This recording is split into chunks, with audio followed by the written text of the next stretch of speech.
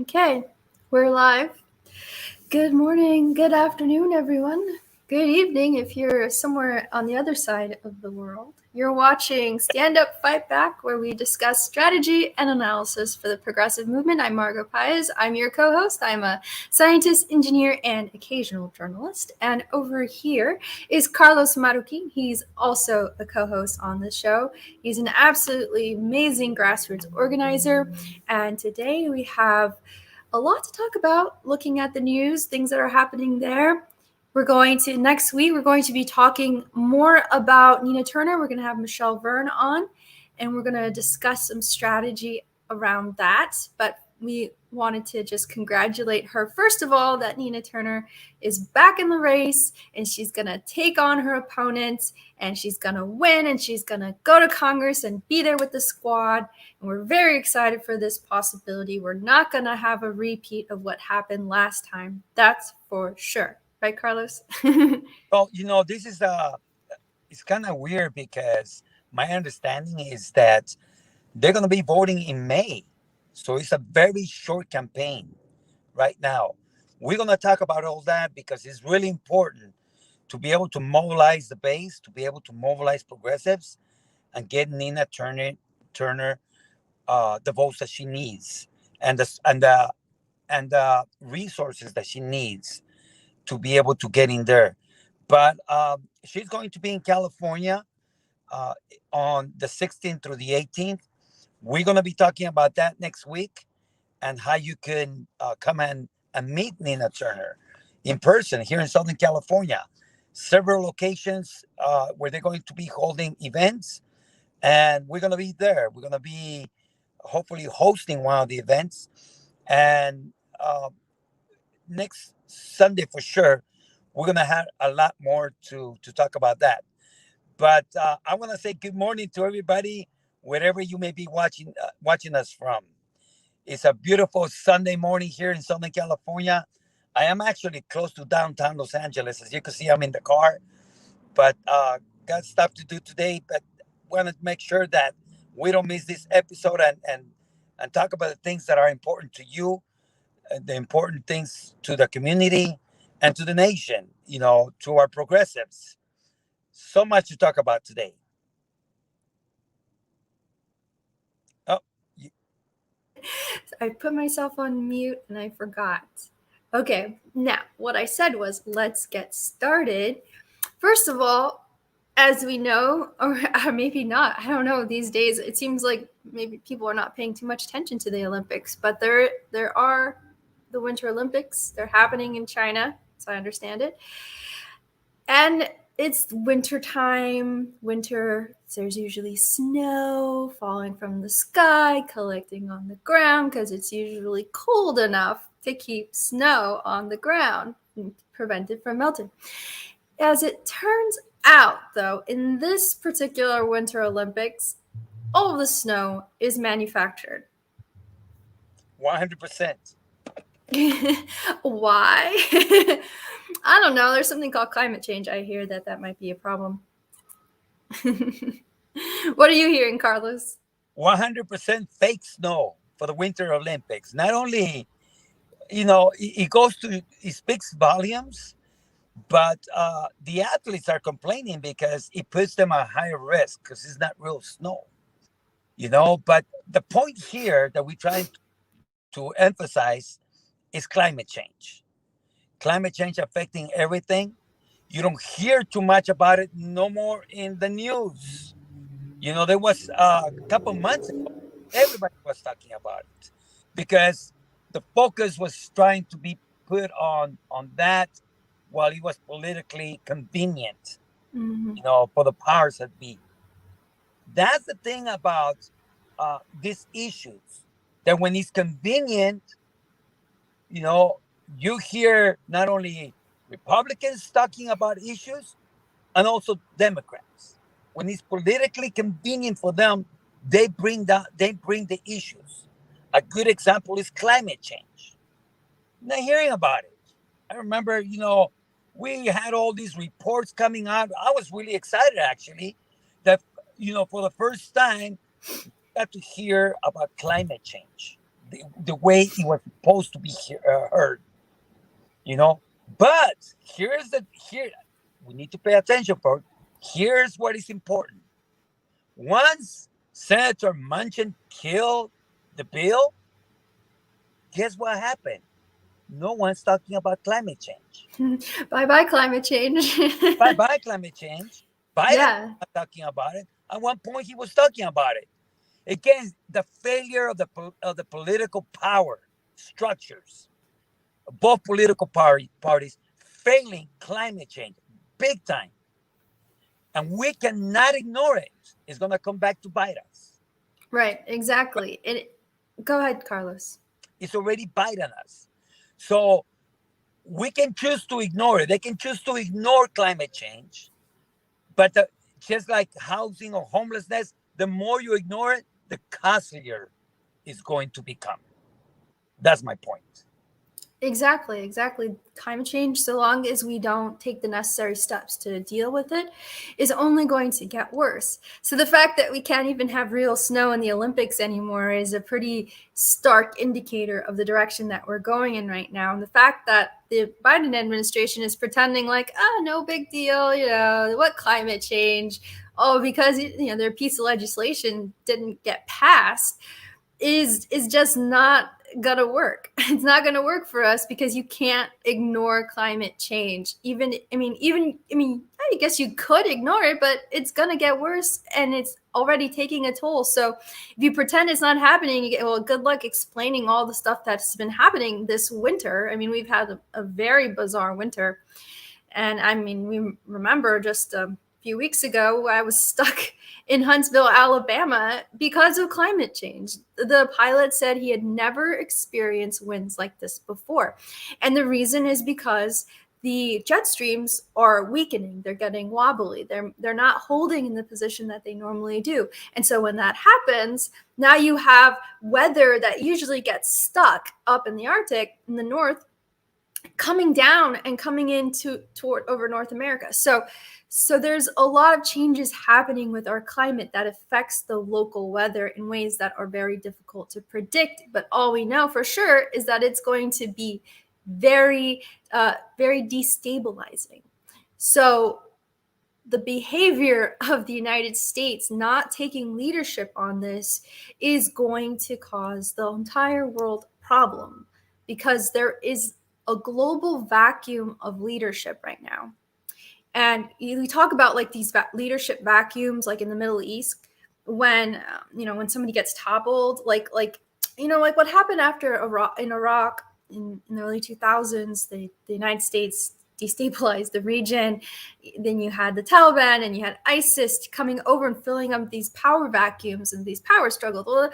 Well, there's something similar going on because the United States is also failing to be a leader in the way that it used to be because it is destabilized, like we are as a country are destabilized for various economic reasons of our own doing, well, of our own government and corporate capitalist doings. And so the rest of the world for the last 40 60 years has been relying on the United States to take lead and hold their hand, and especially Europe. And now we're at a point where the other countries are not able to take leadership and do the right thing. China is probably the one in the best position to do that. Unfortunately, they just signed a 30-year gas deal with Russia. And all of this is geopolitics. But so China has literally said, we're not planning to draw down our carbon because for the next 30 years, we're going to be pumping natural gas, which is methane, methane gas, basically, from Russia to China. So there's no leadership on climate change. So we are in big trouble, Carlos, if we don't do anything. And the only solution we really have at this point, if we can't get legislation passed, is to find a way for we as people to make these changes happen.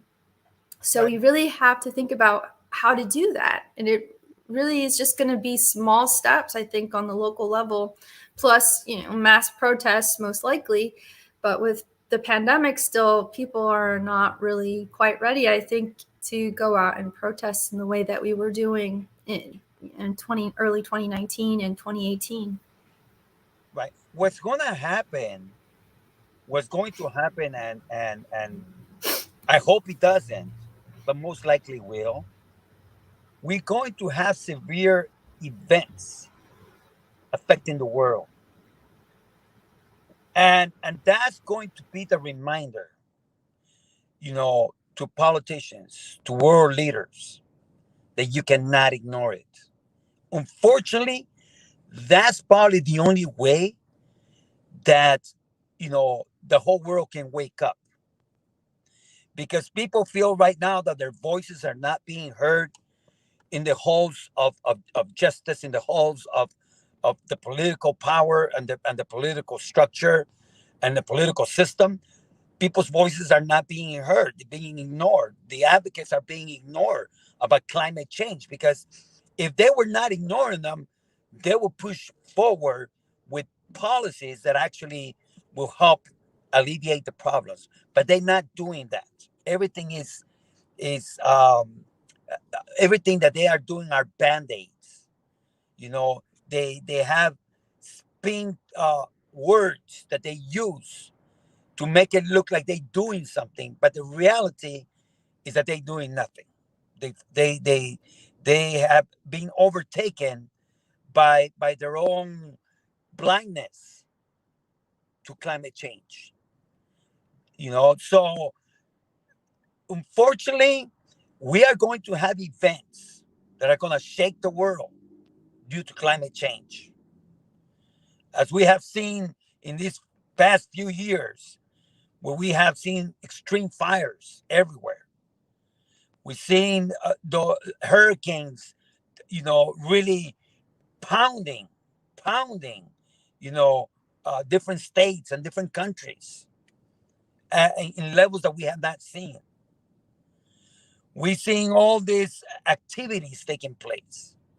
So that's what's going to happen, because, again, our political leaders are not listening. So Mother Earth is going to make them listen. And unfortunately, there are consequences when these severe events, take place. There's destruction, there's calamity, and we're going to be ready, to do our part. But why do we have to do it like that?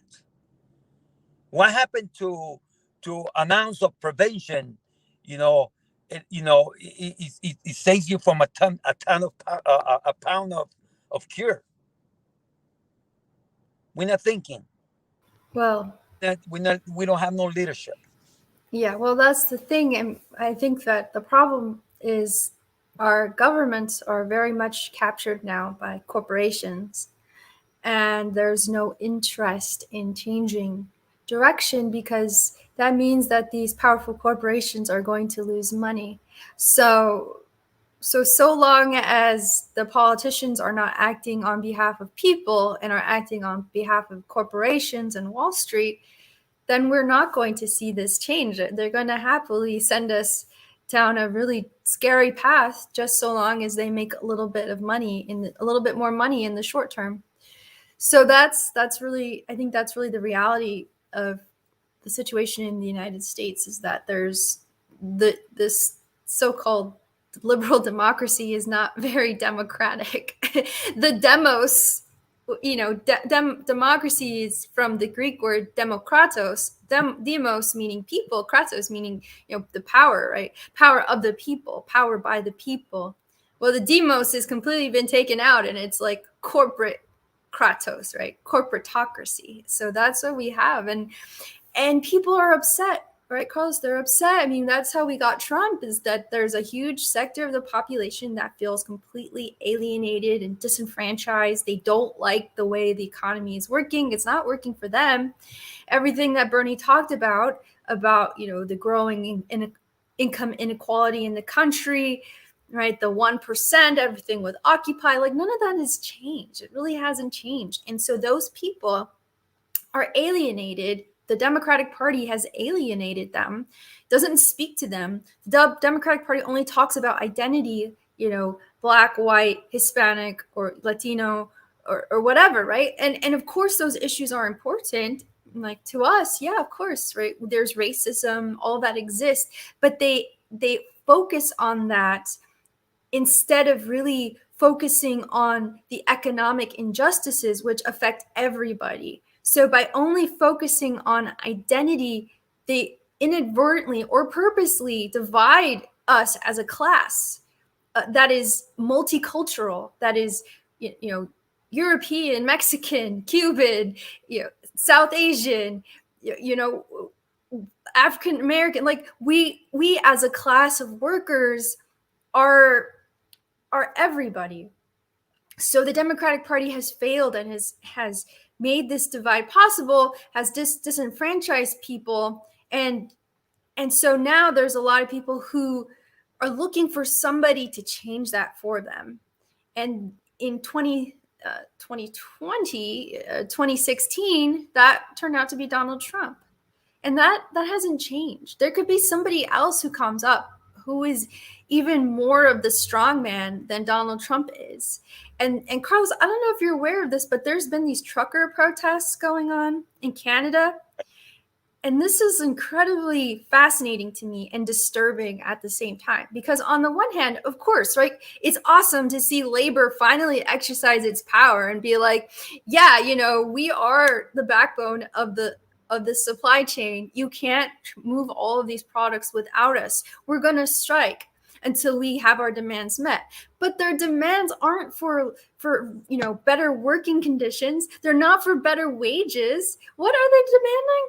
Oh, end the vaccine mandate. I don't want the vaccine. Like, I don't want the thing that will prevent me from ending up in the hospital on a ventilator, right? And then the other thing that is really disturbing to me is that there's an incredible nationalistic bent to it as well. And this to me is what makes me think that this protest isn't so much about freedom or about labor itself, as labor trying to rise as a class. It's actually people who are looking for a strong man like Donald Trump to lead them, who will change whatever they don't like, right, in their favor. So it's a little weird. It's like really, yeah. Margaret, you hit it in the nail. You hit it right in the head. This is the thing. What's happening in Canada with the truckers has nothing to do with the vaccines and with the mandates. It's a political action. If you look who's behind this, if you look who's raising hell because GoFundMe decided to freeze the $11 million that was given to the truckers by the machine. A lot of this was being promoted by the Republican Party.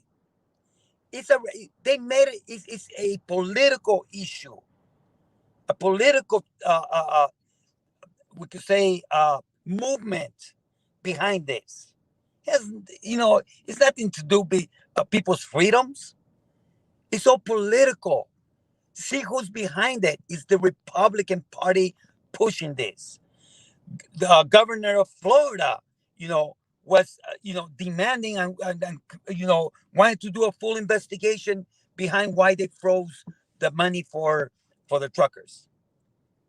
Why is he concerned about that? He's got problems over there in Florida. But that goes to show you that this thing in Canada with the truckers has nothing to do for what they are saying. It's all political. And unfortunately, just this past week, it has been announced that there have been already 900,000 people that have died to COVID. And guess who's responsible for that? Donald Trump. He is responsible for all those deaths because he was the one in command. And he played around with a pandemic. He never took it serious. And even to this day, we see what the Republican Party is doing. Yes, I understand people are tired. I'm tired. We want to go back to normal. But as long as we have movements like the truckers movements that are pushing for this silly stuff, you know what I mean? We are going to keep having pandemic. We're gonna keep having these problems because it's not being taken serious. That's what I think. Yeah, yeah, absolutely. And I just want to add that I'm not opposed. So I don't really agree with freezing people's money. I think that that's also very dangerous because it happens to people on the left. It happens to sex workers. It happens to anybody that these banks or these payment processors think are too risky, and so a lot of people end up getting unbanked, and that's a problem in and of itself. But that's a separate issue to this. Like, whatever, you get your money, whatever, but like the core of it is like what you're saying, like this is a political thing. It's not really about freedom, and I think that a lot of these people are being used. And I saw some of these, I've seen interviews with some of the people from this protest, or like the leaders, on Glenn Beck's show, and I saw a video that showed a montage of the protests in Canada, and overlaid was this like very dramatic soundtrack, and then it was Donald Trump Right. giving a speech, and it was this excerpt from Donald Trump's speech that was being played over the images of these protests. And that's why I'm like really disturbed and concerned about the direction that we're heading as a society. And it's not just the United States. I mean, this is happening in Canada. So, what is happening to Western society? Western society seems like it's collapsing right now. and what are we going to do, as progressives, as people on the left? How are we prepared for this ourselves? Like, we have to be very careful. Right. What is really disturbing to me is the continuing rhetoric coming out of Donald Trump that's pushing violence. You heard what he recently said in Arizona. He is conditioning the people to think like that, violence. And a lot of people are talking about, you know, that they may be coming a civil war because people like Donald Trump and the Republican Party that are pushing this violence by the rhetoric that they continue to pour out every time that they can. It's dangerous, and we should be concerned and alarmed. Uh, you know, I am 100% for people's freedom, but the pandemic is a health issue, involves everyone. I don't like to wear my mask. I suffer from severe asthma. I have a hard time breathing. But guess what? I have to be considerate not only of myself, but of others as well. It's simple. It's simple. The big mistake that this was made a political issue from the beginning, and that was Donald Trump. Once he made the pandemic a political issue, we done. 900,000 people dead because he made it a political issue. That should be all 100% Donald Trump responsibility. And I don't understand, for crying out loud, why is he not being held accountable for mishandling the pandemic? Yeah, yeah, you're right. I mean, he had an opportunity during the pandemic to turn this into something good, something that as a country we could unite around. And for a moment there at the beginning we were, until he and the Republican Party started saying, we have to open the economy back up. You need to sacrifice your grandparents. They'll understand. And then that was it. It was all over from there. And Donald Trump just turned the wheel, started spinning and promoting the ideas that were all wrong and all against the reality that this is a serious virus. Yes, we have to take these precautions. Yes, we need to, take care of ourselves, stay home, don't go out, be careful. And he undermined all of that.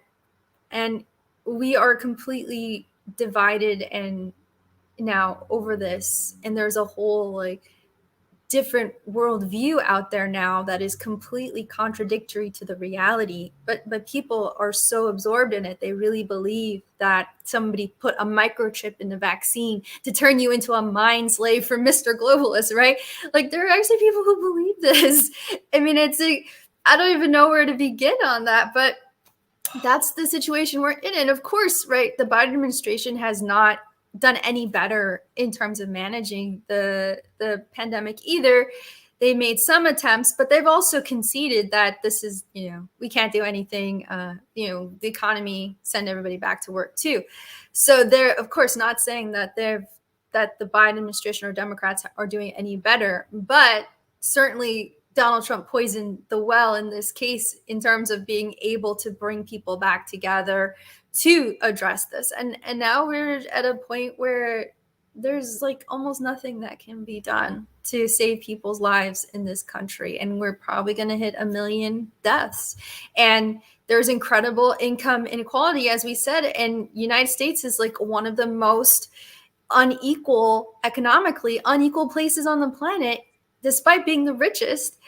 And there's no coincidence that it also has the most deaths as well per capita or whatever compared to the rest of the world. So these are all signs that we have to pay attention to, especially as we're dealing with climate change, because the destabilization of societies is only going to get worse and more intense. And I think we are at the beginning of what that is and what that's going to become.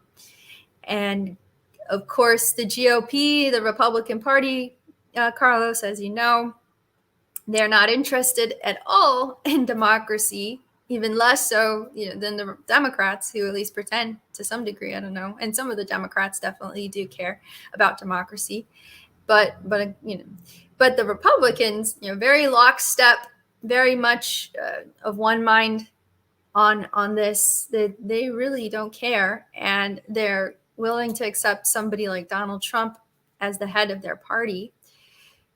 And they've censured, of course, in Liz Cheney, she's in the House of Representatives, and Adam Kinzinger for going against the party, which is a message to the party to say that if you do not stay in line, you're out and we will not support you.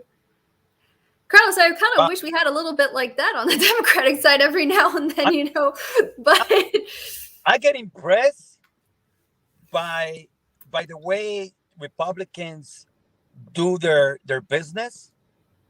I'm not impressed with their policies. I hate their policies.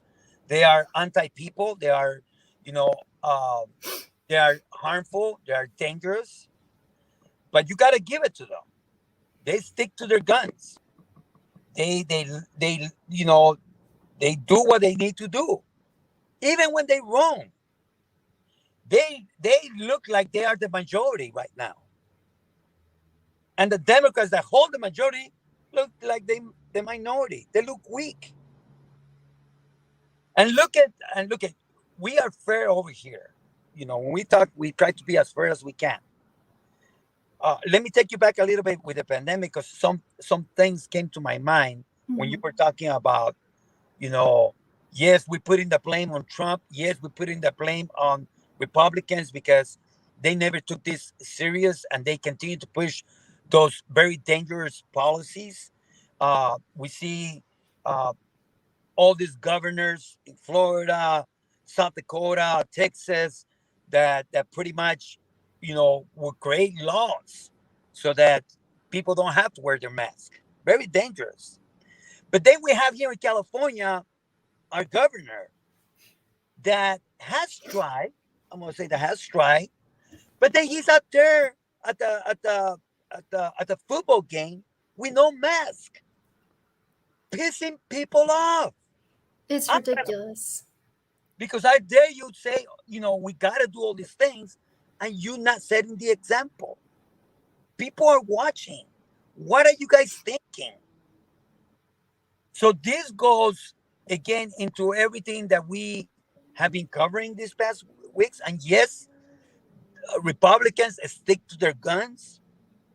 They push their policies. We cannot even get Medicare for all in California when we have the super, super, super majority. People don't line up, and they are already killing the bill. Don't even bring it up for voting. That's how weak the Democrat Party is. Extremely weak. So yes, we're looking for changes. We're looking for leadership, but it's not. We have the wrong leadership in the Republican Party.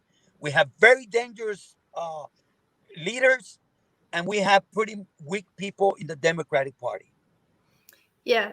Yeah, this the stuff with Governor Newsom is just so ridiculous. And this is not the first time he's done that. Earlier in the pandemic, he had that dinner party, Right? and that came out too. I don't really understand how disconnected you can be to think that you're going to get away with violating your own rules, that your own state set, which you're the head of the state, and you're going to go against them. I mean, but he's not the only one. Boris Johnson, the prime minister in England, had his own fiasco where they threw a party, and then they were like, well, I was told that it was okay and that nobody would get hurt, right? And like, are you serious?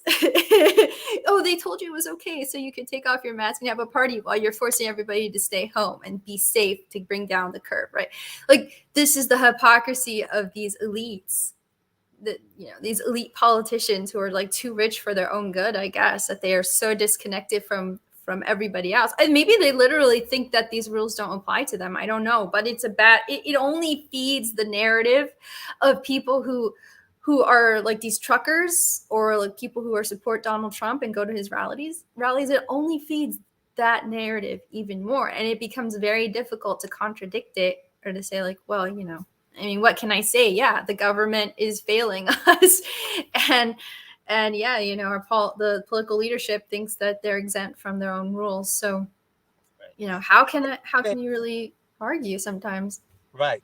But we still have to give it to Cheney and Kissinger for doing what they did, and trying to get to the bottom of what happened on January 6th.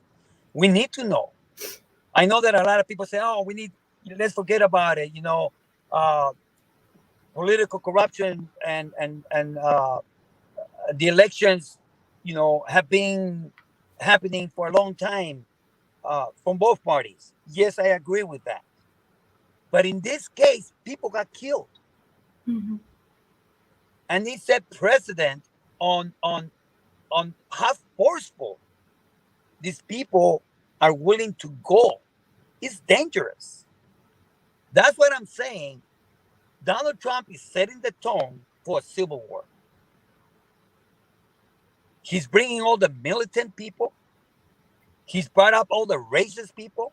They're making them heroes, actually. He's commending them. How crazy is that? Why is it that we cannot hold these men accountable? When they had, a lot of the people that were supposed to, sign certification of the votings, when they actually send in some fake documents. Try to do that when you casting your ballot. They find out, you'll go to jail. Right. But that's how crazy this thing is. And if we allow this to happen, there's no end to it. Yeah, exactly. And I think too, it's important to note that Liz Cheney standing up against her own party is a low bar. It's a low bar. The Cheneys are horrible people. Her father is a war criminal, right? Like, these are like the heroes now. Like, the war criminals are the heroes. I mean, what is going on? We really have to take a step back here and say, like, okay, maybe things are getting a little crazy, because celebrating war heroes for standing up against a crazy wannabe dictator is a little backwards. But that's the situation we're in, and so I think these are all like bad signs. But when we celebrate Donald Trump, when people celebrate him and bow down to him, that tells you how crazy society has become. Yeah. A guy that has no morals, a guy that has been a gangster, in his business, the way he runs his business, you're going to celebrate him? It's like that's how upside down our society is. And there are people that are willing to die for him. Crazy. Yeah. Job to do. We have a lot of work to do, folks. But we got to Yes. focus on the issues. Go ahead. Yeah, no, I agree. We have a lot of work to do, and I think now we really have to start thinking about what that looks like. What is that work that we have to do? And it's really not easy to come up with solutions. I think it's so much easier to diagnose the situation and to say like, yeah, these are the problems. This is what's happening. This is the direction we're going in. If we don't stop what we're doing, we're gonna end up like this. Right? That's the easy part. Okay, but then what do we do, right? If we live in a society right now where the people are not really having their voices heard, they're forever being pushed and pushed away from the decision making that goes on in the country, then at what point do they have the ability to make a change? And that, I think, is something that progressives really need to face right now. And I don't think that progressives or people on the left are really ready to face that. I think that it's such a damaging reality to everything that we've been trying to do. It's like a narrative shaking kind of thing, but we have to really face it and and start thinking, okay, if we cannot change the government through the legislature, which is what we've been trying to do, then what is the alternative? What can we do? And I think that, to me, we have to start changing things locally. The problem with that, though, Carlos, is that when you work locally, you're doing something in a decentralized way, right? Government is centralized. If you can just do it through the head of it, the on Capitol Hill, if you can pass federal law, right, you can change everything overnight.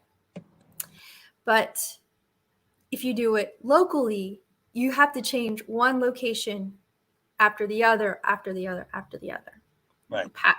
Passing marijuana laws state by state. Okay, one state, then the next state, then the next state, then the next state, until all the states, and then it becomes federal law. Right? That's taken a really long time.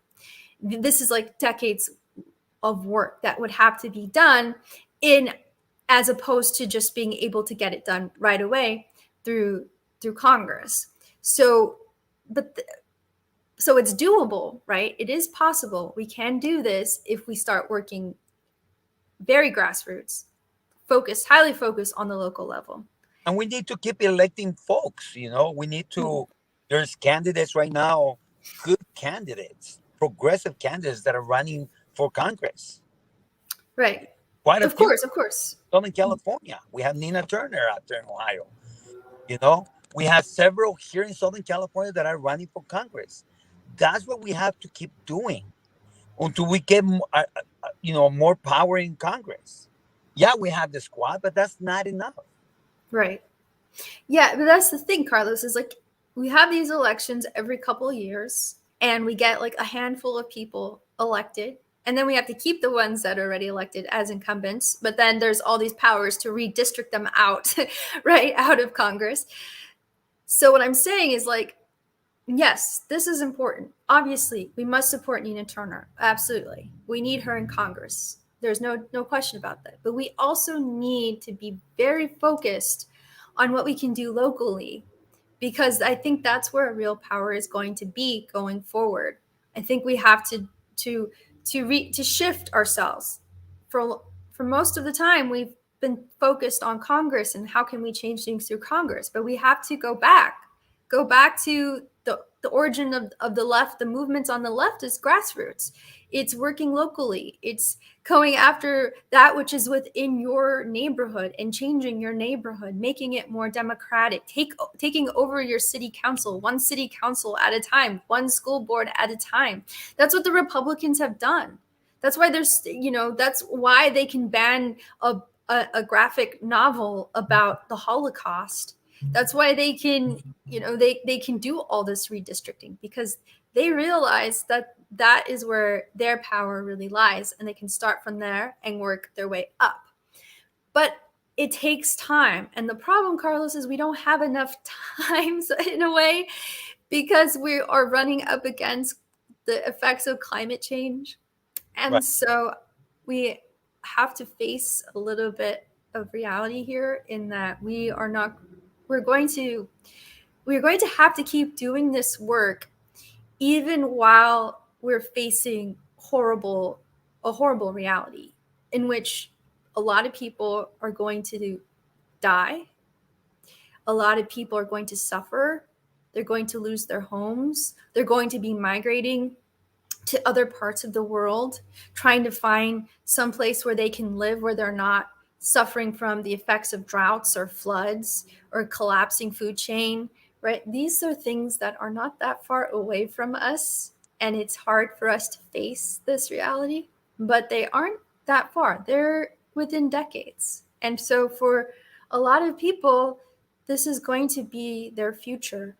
And we have to keep that in mind, that we have to not give up, because even though there's going to be incredible tragedy, we have to still keep fighting for that little bit that we can do, so that we can still have that future that we want, even amidst all of that tragedy that is probably very likely coming our way. So we're going to have to really face that. It's a terrible thing to face, but Carlos, I do a lot of research on renewable energy, and there's a lot of energy out there, right? There's the sun, the wind, like we have plenty. We have more than enough energy to run our world and have a pretty decent life. That's not really an issue. The issue is getting that energy connected to the power grid, getting people to have access to it. And there's a lot of different problems that are going on there.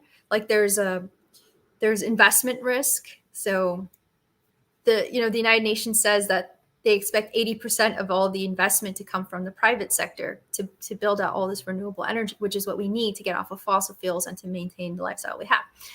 Okay, but so there's like, investors are worried because there's just different problems that go on in bringing in new power plants. And so the government should actually be subsidizing that. They should actually be making it easier to invest so that the risk is less, but they're not. So even if we really want to end our dependency on fossil fuel right now, we can't. Because if we do, we're going to have blackouts and we're going to have high energy prices because we don't have enough renewable energy on the grid. It's not because that's inevitable, like there was no way around that. Of course there was, but our governments have failed on that side. So I don't, the more I do research on all of this, the more I realize that there's some things that we're not going to be able to stop. And so we have to really recognize that and figure out what it is we can do to Right. minimize that. And, it's really disturbing because serious. Ocasio recently said that she was talking about the economy, and she was talking about capitalism that is not sustainable, and pretty much we all know that capitalism leaves people behind. There's no trickle down economy. There's none. That doesn't exist. That's what they sold us capitalism with. That it was going to trickle down. Nothing trickles down. And then Biden says that he wants to reinforce capitalism. That pretty much he wants to strengthen it. How can you strengthen that? You're going to strengthen a system that doesn't work for everybody. So that tells you a lot where their mind is at.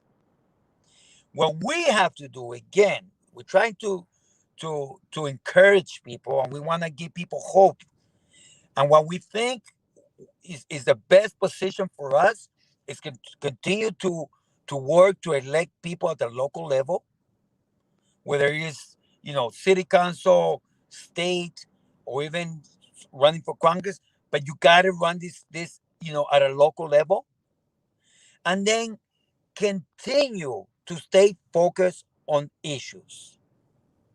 Find the issue that you are passionate about, and that's where the change comes. And it starts with you. You focus on the issue that you care about, and then next thing you know is like you start learning all these things about that issue. I thought I knew a lot about housing. I don't know anything about housing. Is the more I dive in, the more I learn about it. Right now, I'm learning a lot about food insecurity with my new job. I thought I knew about food insecurity. I have no idea about food insecurity. So much to learn. So let's become experts on the issues together. Let's learn together. And then you're going to start having your creative mind to come up with ideas, solutions, because you understand the problem. You study the problem. You see it from every angle. You do your research. You talk to people that are like minded. That's how policy comes about. That's how ideas come about. Is when you dive into these issues. And instead of being all over the place, you're focused. And instead of being discouraged, that's not going to help anybody because the problem is still going to be there for us and for the future generations. So we might as well get on with it and get on the bus and get on the train because we got places to go, people. We got work to do. If you choose to stay behind, you're not helping yourself and you're not helping nothing, and nothing is going to change. And the Right. problem is going to be there and getting bigger. Might as well hop on. Yeah, exactly. And I want to recommend a book. It's by Debbie Bookchin. That's Bookchin. And let's see, yeah, book chin like book and chin. So that's it's called Fearless Cities: A Guide to the Global Municipalist Movement. And this is all about how you can basically take over at the local level, at the municipal level, and introduce like the politics that we actually believe in.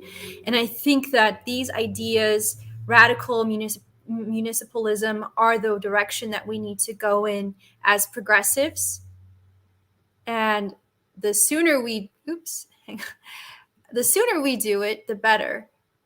So I recommend it. And I also recommend her father, his Debbie Bookchin's father is Murray Bookchin, who is very much into trying to work at the municipal level and making change at that level. And I really think that we have to refocus on that more than anything else.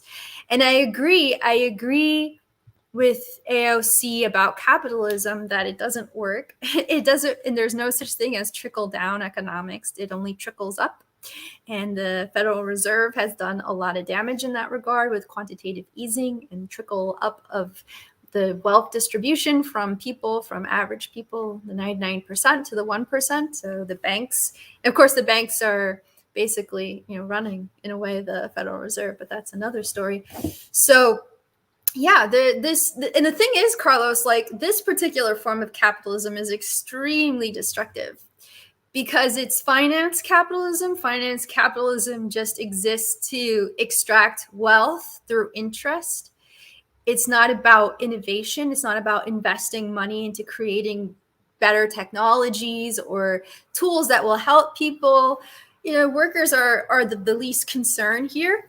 And so there's no incentive to help the workers because you're not really making as all that much money off of them if you can just trade assets, and or you can just put people in debt and force them to pay that debt back forever for the rest of their lives, because thank you Joe Biden, they cannot file for a bankruptcy. So you're just making money off of other people. Like all you need is for them to just stay alive and have a bare minimum job so that they can make a little payment. And if you have millions of people making that minimum payment, you're making a ton of money, and what did you do? You did nothing. You did nothing except for be rich and then get richer. So that's the kind of system we have right now. And finance capitalism is going to self-destruct because you cannot have an economy that works that way forever. And that bubble is going to burst one of these days, and it's going to be very, very destructive. It's the Federal Reserve, for all of its bad contributions to this, is also at the same time trying to stop that from happening. But I don't actually think that they can do that forever. So at some point, there's going to be a very, very terrible recession or crash. And I don't know when it's going to happen, but I think that it's not unlikely. So finance capitalism in general, very bad for people, and has to obviously be dismantled ultimately. And climate change is the greatest market failure of capitalism, because there was no way for the free, quote unquote, free market to solve climate change. Because if the free market could solve climate change, it would have done it already, and it hasn't. Right. So it's a failure. So this is a big sign that capitalism doesn't work, and right. It has to change. Well, because it's all, you take and take and take. And when they corporations do the same thing, they just take. They take from the workers. They take, it's all profit. Well, we are, I stand amazed how they have no problem pushing the eligibility for Social Security to 67 years old. It's like, what are you guys thinking? It should be the other way around. Lower it. So then, people, but no, they do anything to take from people, and the more they take, the more they want. You have Elon going now, all these billionaires going to space, and don't think for a moment that they doing this for, because the benefit of humanity is for their own benefit. It's capitalism. It's to make more money. They're not helping NASA and all this. They have a interest, a capitalist interest in doing these things. They want to be able to control the people, the money, everything. The more they have, the more they want. That's what, again, to them it's about money. To us, it's about people. So we continue to again, work with people. That's where our strength is. As our strength is in the people, the power of the people. And again, their money may collapse one day, but for us, what we learned through the pandemic, they are not going to help us. We got to help ourselves. So we got to take care of each other. We got to continue this movement of the people, for the people, by the people. Because that's the only way that we are going to survive. So much happening, but there's a lot. I'm excited to see so many people working on issues, because people are working on a lot of issues. I'm actually gonna go visit right now these folks that are giving food over here in Skid Row, the heart of the unhoused crisis, the homelessness crisis. So I'm gonna go out there, and this is a new group that is actually, they on Sundays they cook the meals and they take it out, and they're coming out with all these plans. I was in a meeting with them yesterday. I'm excited for them, and we're gonna see how we can support them. But that's what we have to do. We got to be able to support each other. Enough of this These progressive groups that all they think is about themselves.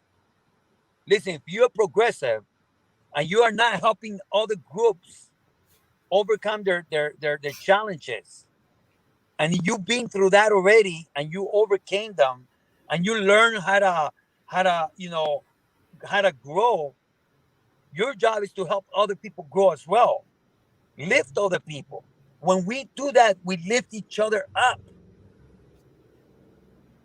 I've helped so many different groups, and I'm not saying this to brag, but then when I go to these groups and ask them to help other groups, they don't want nothing to do with it. And I'm Yeah. like, are you serious? You got yours and you're not going to help somebody else? Come on, people. We can do better than that. Yeah, Carlos. Oh, go ahead. Go ahead. Finish your thought. No, I'm finished. We can do Okay. better. It's really interesting that you bring that up because before the pandemic hit, a friend of mine and we started organizing protests at the state capitol here in Georgia. We wanted the state legislators to declare a climate emergency. So we were trying to bring as many people out as we could. So we started going to local climate chapters, climate change related chapters in the Atlanta area, and we were our goal was to get them to join us to come out to the Capitol and do this action. We were just going to have signs and be silent and just be friendly, try to talk to some of the legislatures, certain members of the legislature, and they were not interested. They were only interested in their little thing that they were doing, and they didn't feel comfortable coming out to a protest. It was beyond anything I could have imagined. Like, how much do you really care about the climate? Like, and what was the, like, I went to this one group, which was a chapter of one of Al Gore's organizations around climate change. And what were they doing? They had a presentation about like recycling or something. And I'm like, I- climate change, if you want to change this, you need to get out there. You need to have signs. You need to be in their face. Like, this is not enough. So I hear what you're saying. I mean, I experienced that firsthand. It just really, really I don't really understand it. And I'm going to say this. I'm going to take a little step further. If you are a progressive group that are trying to compete with other, that is so wrong. We should not be competing with each other. We should be lifting each other up. We should be working to strengthen those people that are weak, those organizations that are struggling. And if you have resources, help them out. It's beyond me when I see that kind of leadership, what is all only for you. That's what the Democratic Party do. So progressives, if we're doing the same thing, we need to stop. We need to talk to each other. We need to work with other groups. If you're working with climate change issues, you need to be involved with everybody else. Don't think that you are unique and you're just trying to build a name for yourself. Let's build each other up, folks. There's many groups that are working in public banking. Why should we compete? We got to work together. This is not a one person issue or one organization issue. It's several organizations working on that. No one owns that. Same thing with homelessness. No one owns that. I know there are homeless groups, organizations that work with the unhoused, and they think that they own this. They don't own this. It is so wrong. Same thing with housing. There's people I mean, there's a tenants union. There's all kinds of different organizations that work on housing issues. Why not work together? Support each other. But a lot of organizations, they want to be the ones that are seen, and they don't invite nobody else to come to the table. It is so wrong. We hurt our own cause when we act like that. We got to get away from that mentality. We got to come together and we got to lift each other up. We got to support each other's ideas. As long as it falls in line with climate change or whatever the issue is, let's work together. Yes. I agree, Carlos. I agree. We should not be competing with each other. We're all on the same team. It's not about ego. It's not about, my organization is better than your organization. It's really about the goals that we're working toward. And those are all goals that we want to see happen. So we should not fight each other over who gets it done. We will all get it done if we work together. Seems pretty basic, but I don't know. Some people don't quite understand that. Well, it's that mentality of me, myself, and I. Mhm. You know, uh, there's some people that do things to be seen. You know, is that mentality that look what I done? No, it's what we done.